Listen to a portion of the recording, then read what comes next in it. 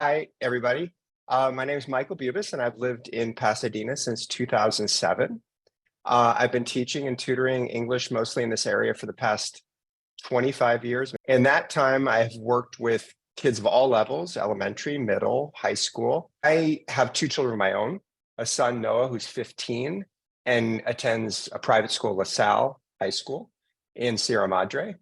And I have a daughter, Emma, who's 11, and she goes to public school. So she goes to Sierra Madre Middle School. So I have experience in the San Gabriel Valley school system as both an educator and a parent.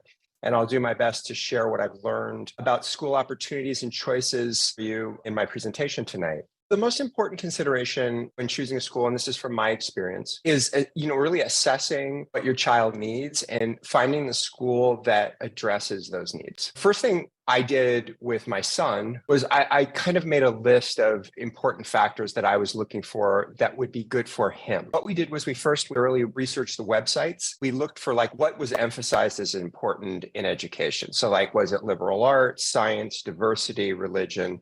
And I just wanted to make a quick word here about religious schools, because I know a lot of the schools that are private are religious. We're not a religious family, but in our experience, we felt that some schools didn't prioritize religion as a major factor, even though they were religious schools. We didn't have any issue with religious schools versus the secular schools. One thing I think is important is to talk to the other parents who have children attending the school there. You can ask them questions that are important to you regarding the school, ask them what their experiences are with the teachers and the administration. Parents of the students who attend the school are one of the best ways of finding out whether your child might have a good experience at that school. One thing to keep in mind is that you can always make a change if you feel something's not working. Many of the schools do allow transfer students. I know Gooden does. It comes from my tutoring experience just a few years back. I tutored a girl who attended Poly, and she was very happy there. She went through kindergarten all the way through high school. She was very competitive. She was smart. She was driven. This girl, Poly, was the perfect school for her, and she graduated and eventually went to Princeton after graduation and did well there. A few years later, I tutored her younger brother, who was also very smart, but he was not as competitive. He was not driven. He was more creative,